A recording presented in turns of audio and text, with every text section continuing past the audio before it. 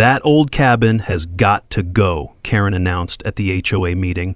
6 months later, she was the one who had to go, along with her gazebo, her driveway, and her HOA presidency. I stared at the demolition notice in my hand, feeling my blood begin to boil. The audacity, the sheer unmitigated gall of this woman was truly something to behold. The Pineriidge HOA was demanding that I tear down my grandfather's 1952 workshop within 48 hours or face daily fines of $100. They even threatened to place a lien on my entire property at my expense. I couldn't help but laugh as I read the condescending language dripping with artificial authority. These pompous bureaucrats had no idea who they were messing with. They had been happily building their improvements on my family's land for years without permission, and now they were trying to dictate terms to me on my own property? Drop a comment below because I guarantee you're about to enjoy watching this entitled HOA tyrant get exactly what she deserves in one of the most satisfying takedowns I've ever had the pleasure of executing. Let me take you back to where this all started. My name's Jake, and 6 months ago I inherited my grandfather's property in Pineridge. 2 acres of pure paradise with a main house, that historic cabin, and a little pond where he used to teach me to fish every summer. Grandpa Pete was a World War II vet who came home in 1945 with nothing but calloused hands and a determination to build something that would last. He cleared every tree by hand, mixed every batch of concrete himself, and built that cabin log by log as his workshop and retreat. The smell of cedar and old motor oil still clings to those walls like a memory you can't shake. Pineridge used to be farmland back then, just 12 families spread across rolling hills, where kids could ride bikes on dirt roads and everyone knew each other's dogs by name. But suburban sprawl has a way of swallowing everything in its path. Now we're surrounded by McMansions with names like Tuscany Estates and Windsor Point, where every house looks like it was squeezed from the same beige toothpaste. The HOA formed 15 years ago, supposedly to maintain property values, which is code for keep out anyone who doesn't drive a luxury SUV. The original families got grandfathered in, but there's been this simmering tension ever since between us old-timers and the newcomers who move here from California and immediately start measuring everyone's grass with ruler. Enter Karen Whitmore, age 52, real estate agent extraordinaire and HOA president for the past 3 years. Karen drives a white BMW SUV with a blessed license plate, and let me tell you, the irony of that vanity plate will become crystal clear by the end of this story. She's got that particular shade of blonde that costs $300 to maintain, and she's married to Doug, this poor guy who works in insurance and has perfected the art of nodding along while his wife talks. Karen moved here from Orange County 5 years ago and hasn't stopped reminding everyone about property standards since. She's the kind of person who times how long your garage door stays open and measures the height of your dandelions with an actual ruler. The crunch of her designer heels on my gravel driveway should have been my first warning that trouble was coming. The first unfair act happened on a Tuesday morning in March. Karen showed up for what she called a routine inspection of my property, which, by the way, isn't actually routine or legal, but I was still in my polite phase back then. She marched around my land like she owned it, snapping photos with her iPhone, muttering about aesthetic standards and neighborhood harmony. Then she zeroed in on Grandpa's cabin like a hawk spotting a wounded rabbit. "This temporary structure," she announced, not even bothering to step inside, "violates our community guidelines. It's gonna have to go." I explained as calmly as I could manage that the cabin wasn't temporary. It was built 70 years ago, long before the HOA existed. I told her about Grandpa Pete, about the family gatherings, about the childhood memories soaked into every board. Karen listened with that fake smile real estate agent's perfect in training, then delivered the line that still makes my blood boil. "Well, that was a different time, wasn't it? We have standards now." She handed me a 30-day compliance notice to remove the eyesore and strutted back to her BMW, leaving behind the lingering scent of expensive perfume and the kind of entitlement that money can't buy but somehow always seems to afford. That night, sitting in Grandpa's old leather chair, wearing his worn work gloves that still smelled like honest sweat and wood stain, I realized Karen wasn't just coming after my cabin. She was coming after everything my family had built, everything we stood for, and probably everyone else who didn't fit her perfect suburban fantasy. I had no idea she was about to make the biggest mistake of her life. 2 weeks into my 30-day compliance period, Karen decided to turn up the heat. She reduced my deadline to 14 days, claiming there was an emergency safety violation with the cabin. Emergency? The thing had been standing solid for 7 decades through hurricanes, ice storms, and probably a few earthquakes. But Karen wasn't done flexing her HOA muscles. She brought in a county inspector, turned out to be her golf buddy from the country club, for what she called an unbiased professional assessment. This guy shows up in work boots that had never seen actual work, spends maybe 10 minutes poking around, and manages to find exactly what Karen needed. A loose board here, some faded stain there. Condemned structure, Karen announced with the kind of satisfaction most people reserve for winning the lottery. Health and safety hazard to the entire community. Now, I could have rolled over and accepted this bogus inspection. A lot of people would have. But Grandpa Pete didn't raise quitters, and he definitely didn't raise anyone who'd let some pencil pusher with a clipboard destroy 70 years of family history. My first counterpunch cost me $500. I didn't really have. Hiring an independent structural engineer to give the cabin a real inspection. This guy was the polar opposite of Karen's golf buddy.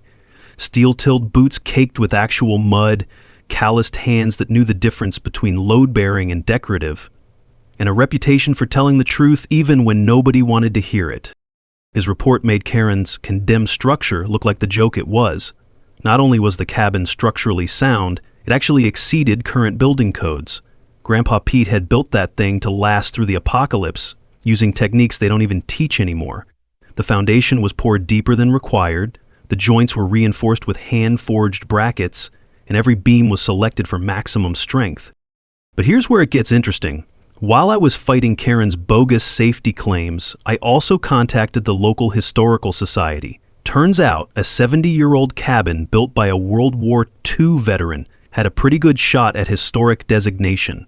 The society fast-tracked my application, and suddenly I had documentation proving the cabin predated the HOA by 4 decades. I also dug up Grandpa's original building permits from 1952, still on file at the county courthouse. Looking at his careful handwriting on those faded forms, describing his plans to build a workshop for peaceful pursuits, I felt that familiar surge of pride mixed with determination. Karen's response to my engineering report was pure Karen. She couldn't attack the facts, so she changed the rules.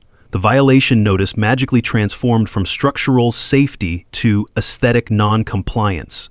Apparently, my cabin now violated something called architectural harmony standards. Here's the mini twist that should have been my first clue about Karen's real agenda. She introduced a previously unknown design committee consisting of herself and 2 of her closest cronies. This committee had supposedly existed all along and had retroactively approved every single house in the neighborhood, except mine. Funny how that works, right? But Karen's escalation was starting to wake up the neighborhood. 3 of the original families, the ones who remembered what Pineriidge was like before Karen's army of regulations, quietly offered their support. Mrs. Patterson, the retired teacher from Maple Street, started digging through old HOA meeting minutes. Miguel Santos, who owns the hardware store and has dealt with Karen's harassment for years, shared his own horror stories about selective enforcement. And that's when I realized this wasn't just about my cabin. Karen had a pattern, and it wasn't pretty. She targeted anyone who didn't fit her vision of suburban perfection. Single parents, minorities, elderly folks on fixed incomes, anyone who dared to be different in her beige and white wonderland. Meanwhile, her supporters, mostly newcomers with stock portfolios and time on their hands, just mumbled about property values and avoided eye contact when I tried to explain the situation. Amazing how quickly people forget that diversity and character are what make neighborhoods special, not cookie-cutter conformity. The smell of fresh coffee during our impromptu alliance meetings in Mrs. Patterson's kitchen became a small comfort during those tense weeks. Here were people who remembered when neighborhoods were communities, not investment portfolios managed by power-hungry real estate agents. As I held those faded building permits in my hands, feeling the texture of paper that had survived longer than Karen's entire real estate career, I realized something important. This wasn't just about saving Grandpa's cabin anymore. This was about stopping a bully who'd been picking on my neighbors for years. And Karen had just given me exactly the ammunition I needed to fight back. Karen wasn't about to let facts get in the way of her crusade. Within 48 hours of receiving my engineering report, she escalated again, reducing my deadline from 14 days to 7 with a new twist that made my blood pressure spike. Daily fines of $100 starting immediately. But wait, it gets better. She also threatened to place a lien against my entire property if I didn't comply. That's right, Karen was willing to risk my family's home over a cabin that posed zero threat to anyone except her fragile ego. Her social media campaign launched the same day. Maintaining our community standards became her rallying cry on the Pineriidge Facebook group, complete with carefully cropped photos of my cabin that made it look like some kind of post-apocalyptic shack. She recruited newer residents with property value scare tactics that would make a used car salesman blush. Do you want your home equity to plummet because one neighbor refuses to follow the rules? She posted, along with a link to some bogus study about non-conforming structures affecting neighborhood sales prices.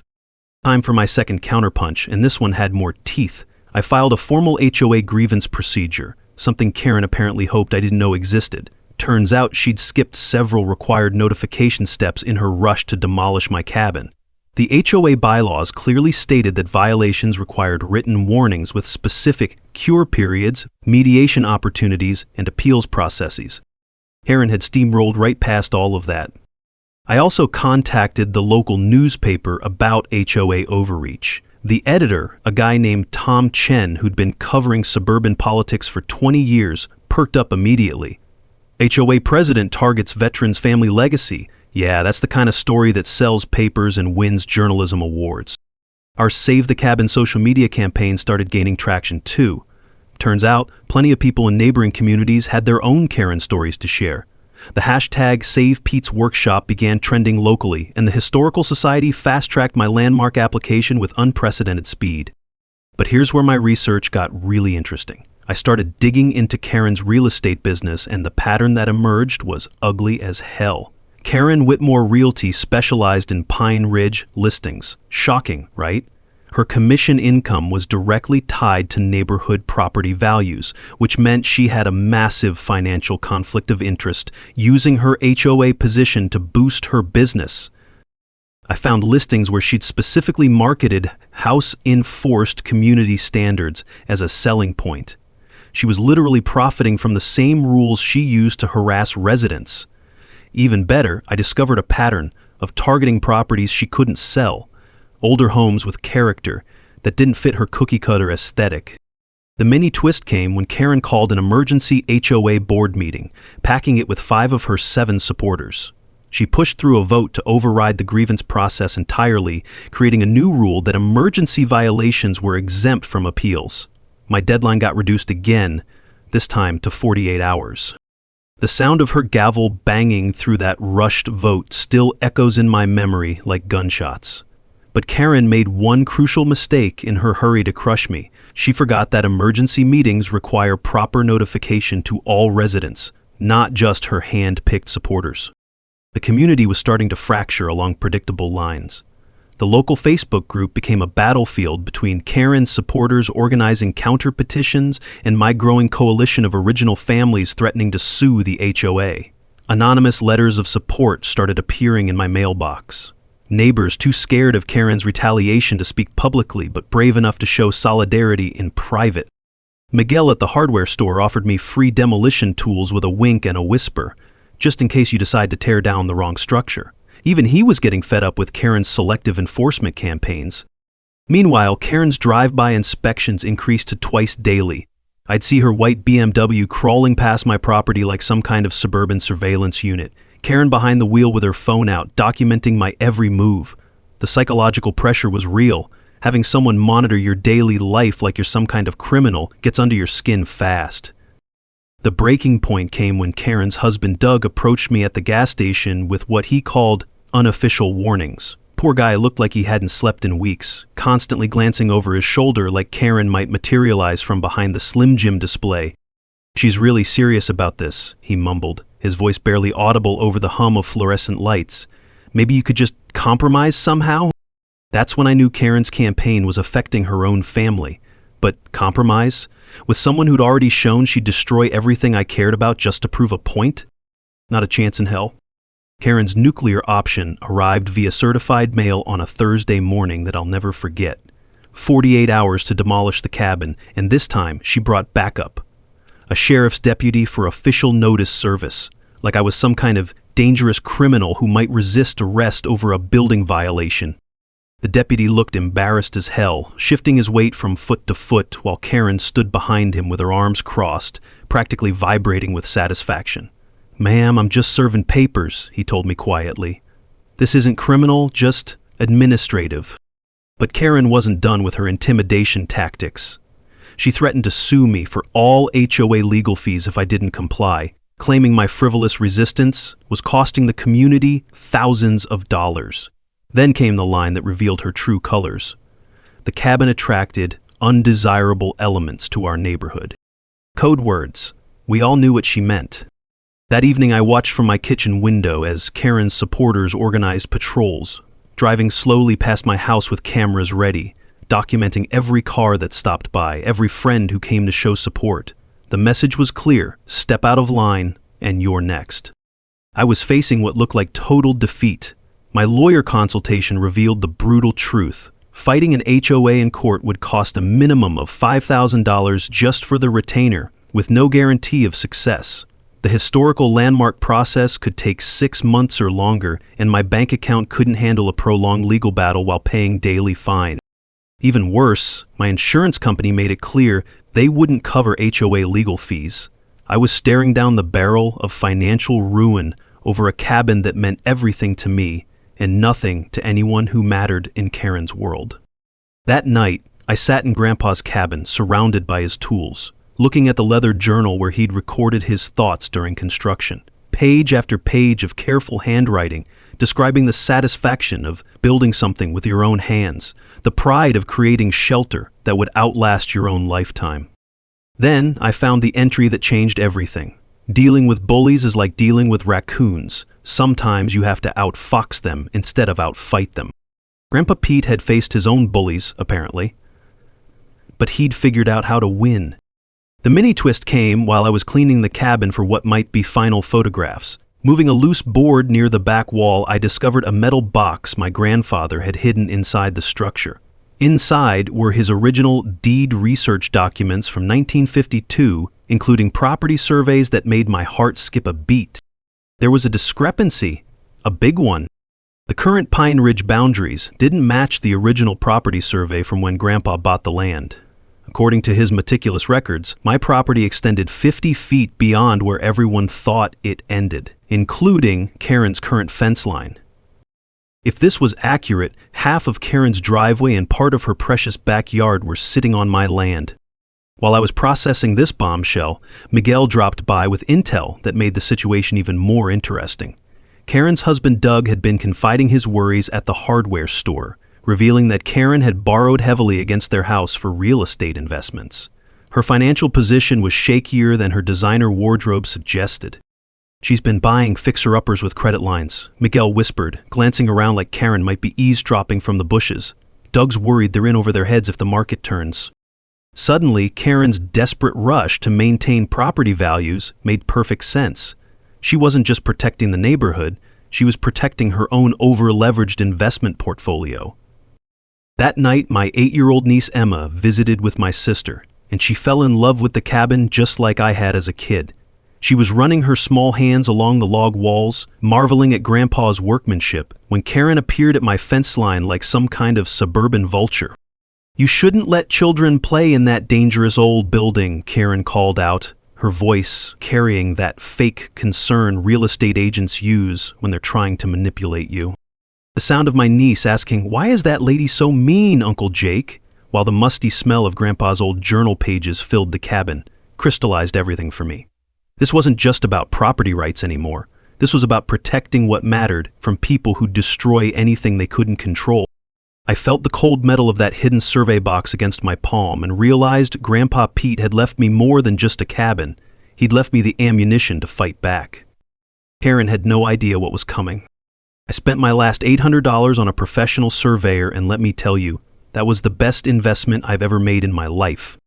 The surveyor, a no-nonsense woman named Janet who'd been mapping property lines for 30 years, arrived with GPS equipment that could pinpoint boundaries down to the inch.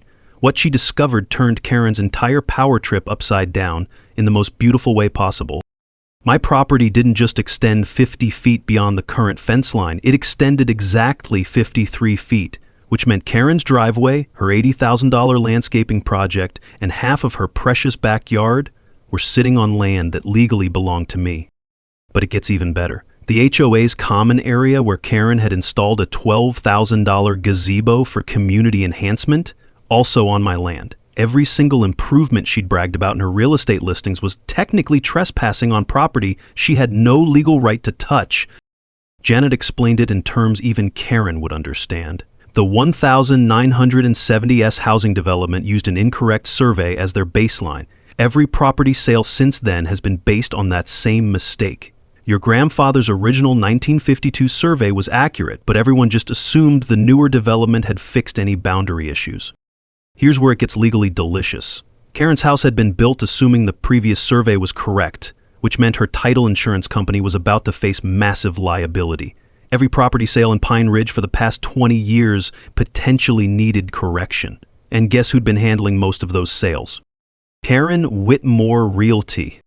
The power shift was immediate and absolute.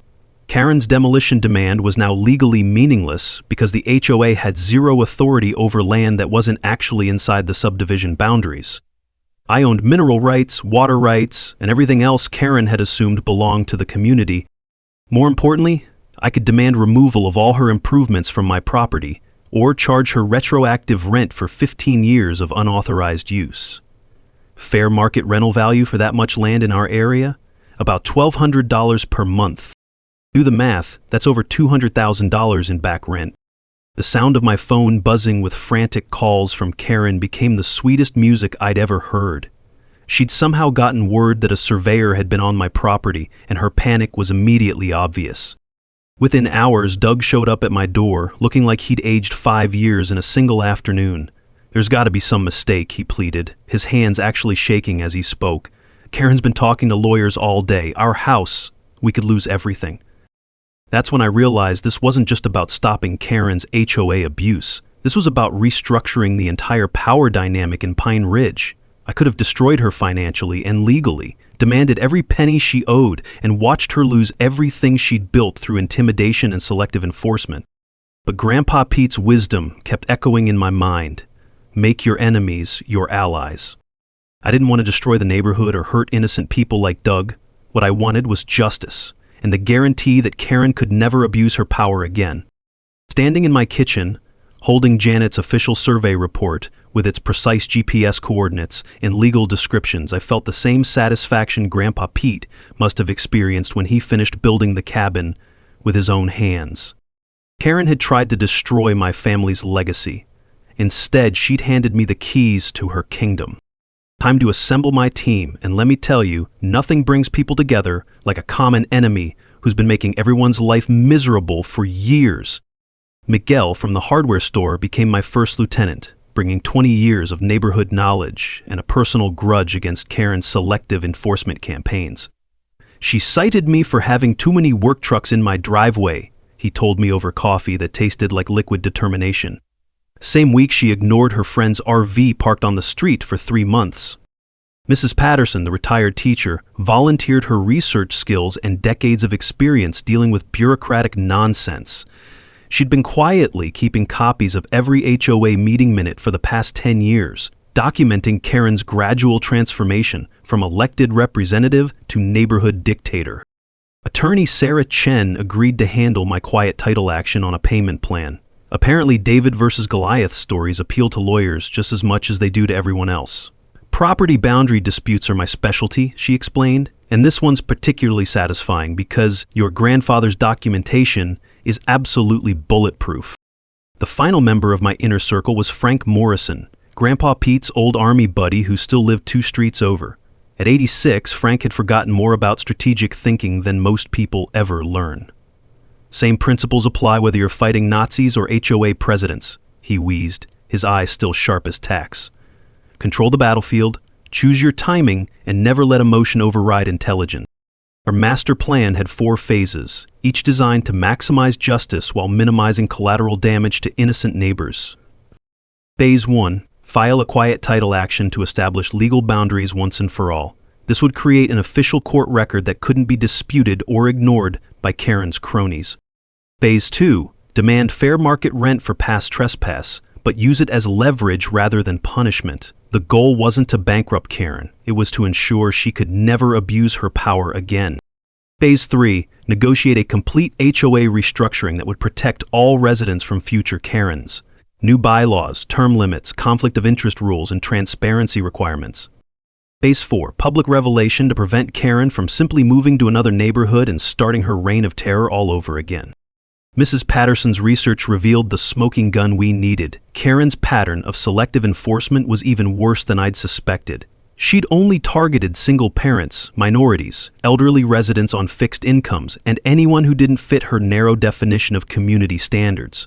Meanwhile, violations by her supporter circle got mysteriously overlooked, or quietly resolved without fine. 23 documented cases of discriminatory enforcement, Mrs. Patterson reported, her teacher instincts making her organize everything in color-coded binders. Any one of these could trigger a federal fair housing investigation.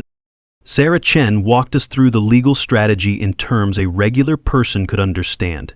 Quiet title actions typically cost between $2,000 and $5,000, she explained, but they resolve boundary disputes permanently. Once the court recognizes Jake's property lines, Karen's improvements become clear trespass cases. The financial calculations were staggering. 15 years of trespass at fair market rent came to approximately $180,000. Karen's unauthorized improvements on my land totaled another $80,000. Combined with potential damages if her real estate deals started falling apart, Karen was looking at financial ruin that would make her HOA fines look like pocket change. But here's where Frank's military wisdom proved invaluable. The best victory is the one that ends the war permanently, not just wins the battle. We weren't trying to destroy Karen for revenge. We were building a case so overwhelming that she'd have no choice but to accept our terms for HOA reform. Miguel's community intelligence network revealed that other neighbors had been secretly documenting their own Karen horror stories for years. The working-class families she'd targeted with nitpicky violations, the elderly couple she'd harassed over their vegetable garden, the single mom she'd cited for having a work van in her driveway. The smell of fresh legal documents from Sarah's office mixed with the aroma of Miguel's coffee during our strategy sessions, creating an oddly comforting atmosphere of righteous preparation. We weren't just planning revenge, we were architecting justice. Frank pulled out Grandpa Pete's old compass for our final planning meeting, the brass surface worn smooth by decades of honest work. "Your grandfather would be proud," he said simply.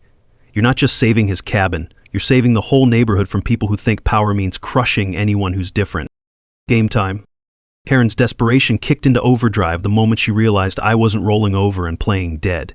Her first move was hiring a private investigator to dig up dirt on me. Apparently, she'd watched too many legal dramas and thought everyone has skeletons in their closet just waiting to be exposed. The PI was this sad-looking guy in a wrinkled suit who spent 3 days following me around town, taking pictures of me buying groceries and getting gas like I was some kind of international criminal. The poor bastard probably charged Karen $2,000 to discover that my biggest vice is buying too many lottery tickets at the convenience store. When the PI gambit failed, Karen tried bribery.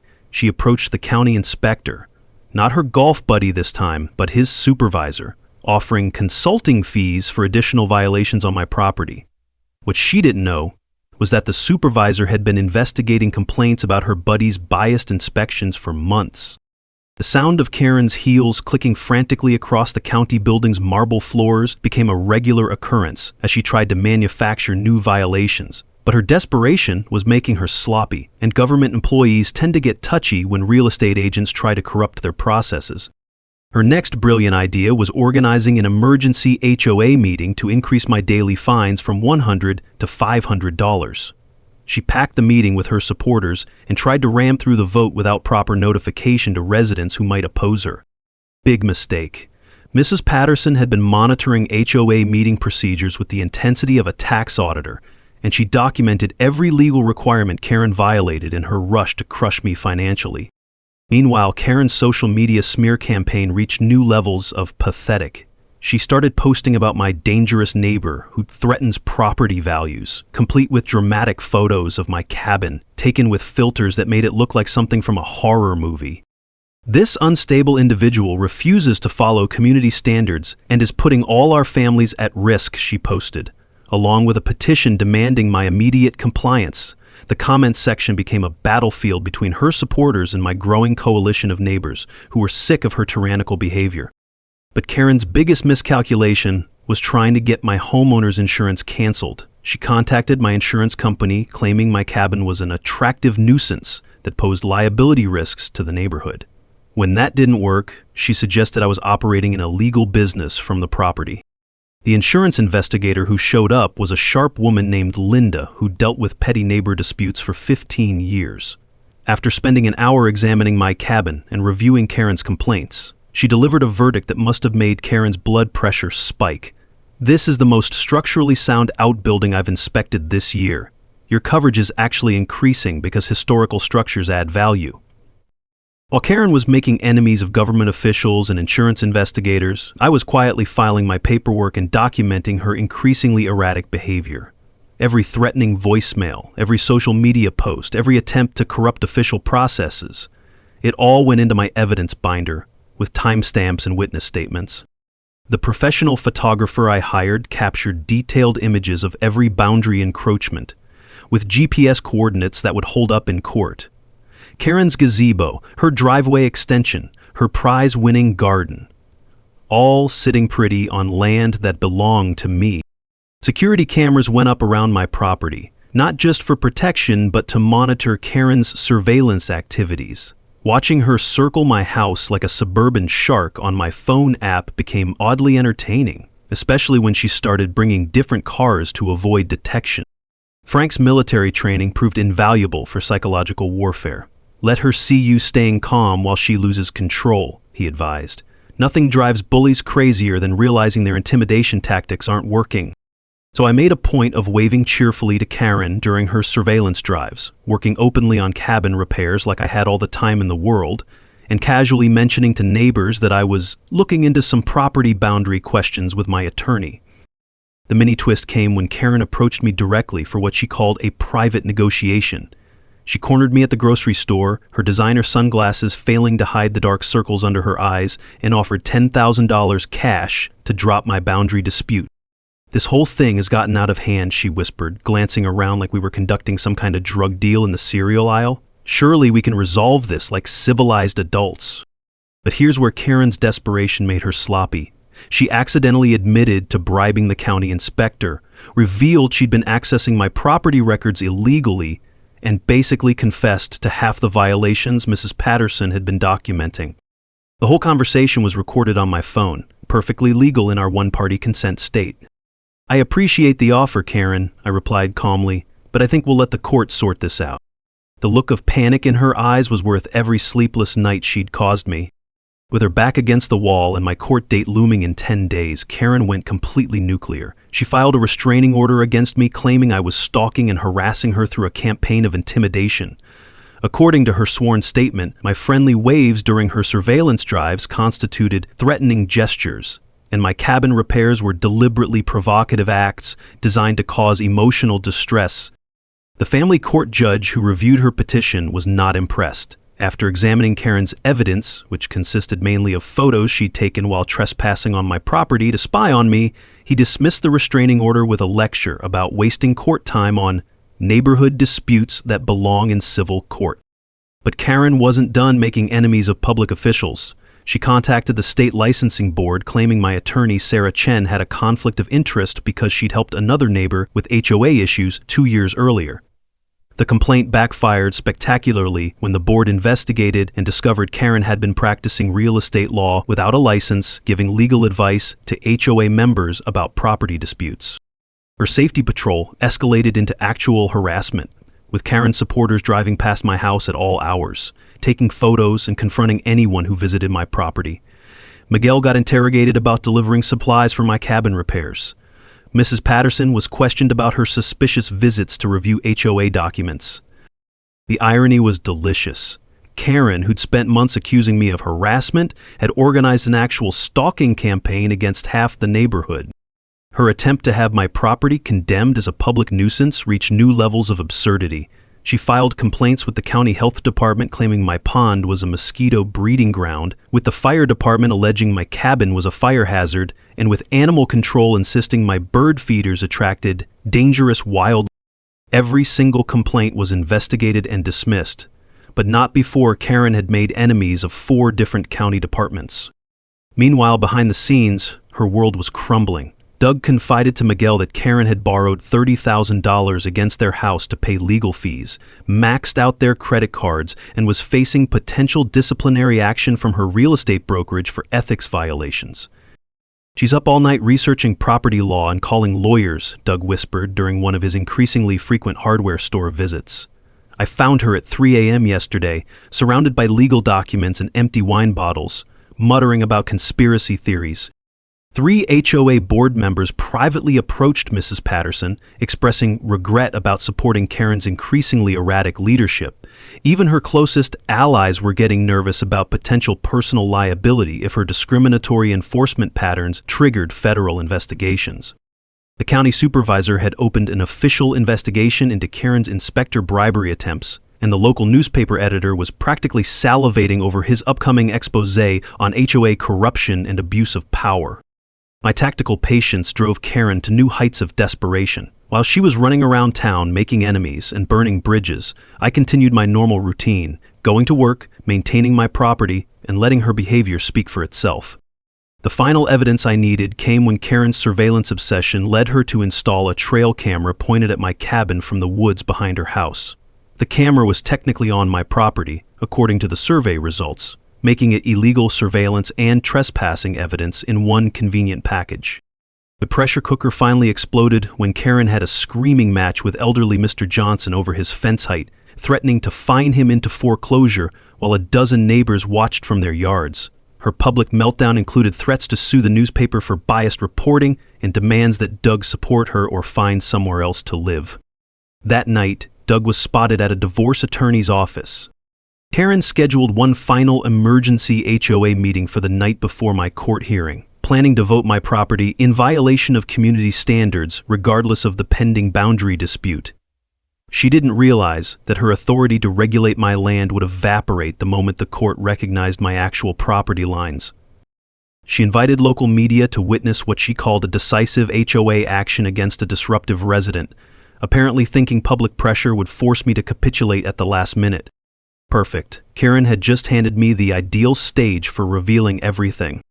The smell of fierce sweat mixed with expensive perfume became Karen's signature scent during these final days, while the sound of her voice cracking during increasingly frantic phone calls echoed through her open windows for the whole neighborhood to hear. She'd set up her own public humiliation, and I was going to make sure everyone remembered it. The Pineriidge Community Center had never seen a crowd like this. All 47 households were represented, plus the newspaper reporter with his photographer, the county supervisor who'd happened to be in the area, and a sheriff's deputy who'd been called about potential disturbances. Karen had gotten her media attention all right, just not the kind she was expecting. Karen stood at the front of the room like a general preparing for her final battle, laptop connected to the projector, poster boards arranged with military precision, and a 20-slide PowerPoint presentation titled "Protecting Our Community's Standards." The smell of nervous sweat mixed with her usual expensive perfume created an atmosphere of barely controlled desperation. She launched into a 20-minute presentation that would have made a used car salesman blush.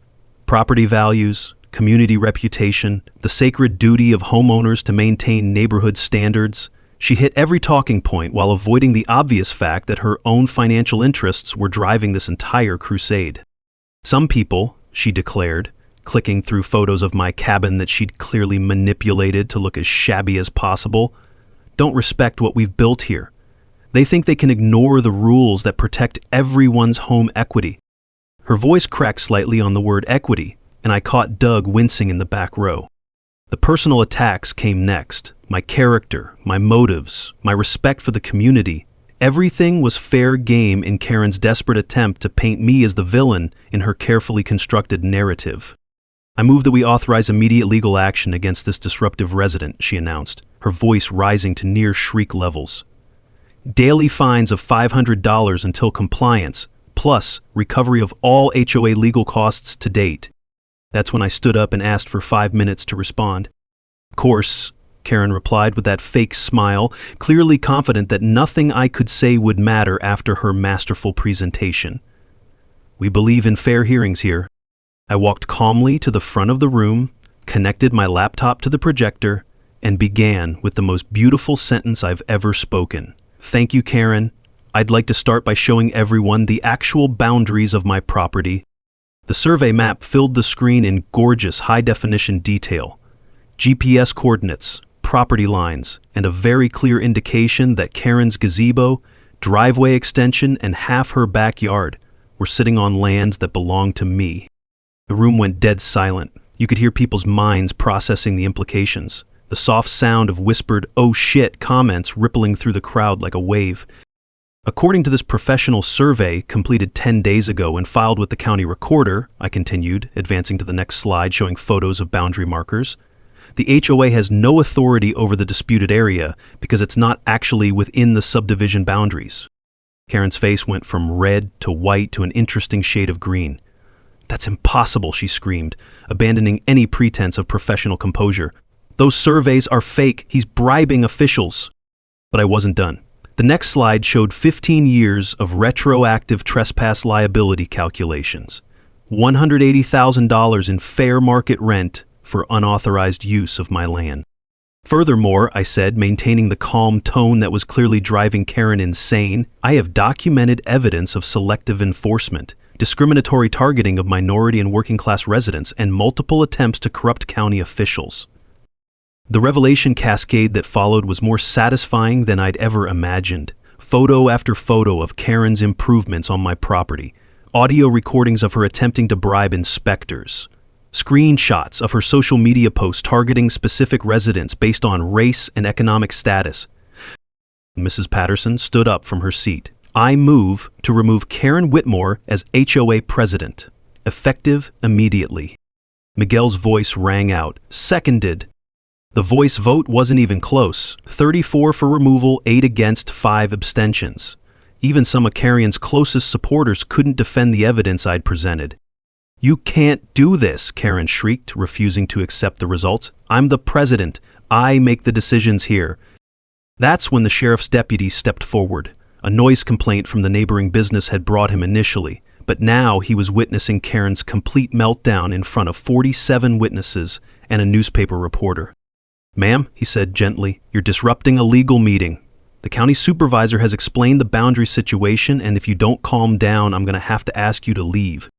Karen's response was to point at me and scream accusations about conspiracy theories, bribes, and fake surveys, while the newspaper photographer captured every moment of her public destruction. When she finally ran out of steam, I addressed the remaining meeting attendees with my resolution offer. No retroactive rent demands, an official deed of the common area to the HOA, and Karen's resignation in exchange for comprehensive governance reforms that would protect all residents from future abuse. The mic drop moment came when I concluded my grandfather built that cabin to last forever. Turns out he also gave me the tools to make sure nobody could ever abuse their neighbors the way Karen has abused all of us. The applause was thunderous.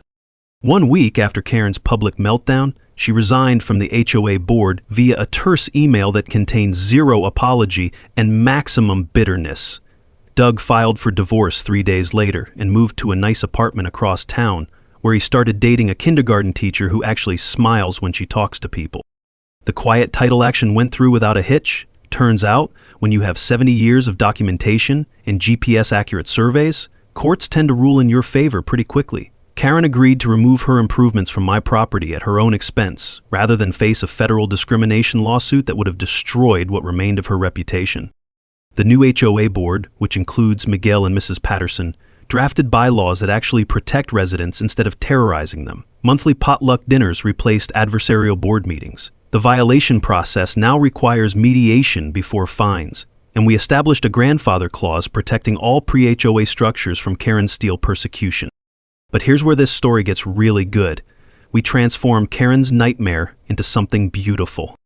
The disputed land became the Pineriidge Community Garden, where families grow vegetables together and kids learn that dirt under your fingernails isn't a violation of community standards. Grandpa's cabin got converted into a neighborhood tool library where residents can borrow everything from power drills to pressure washers without having to buy equipment they'll use twice a year.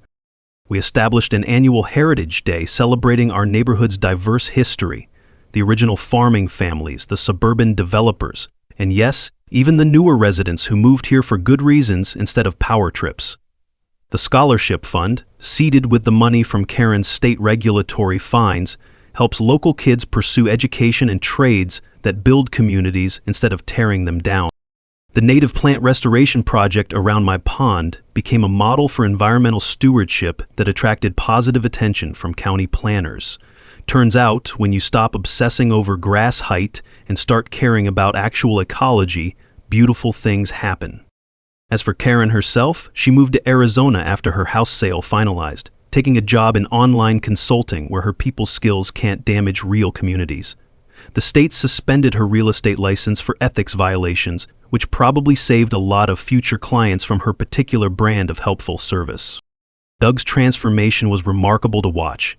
Free from Karen's constant criticism and financial pressure, he blossomed into someone who actually enjoyed talking to neighbors and participating in community events. His new girlfriend brings homemade cookies to the tool library, and he's become our unofficial neighborhood handyman.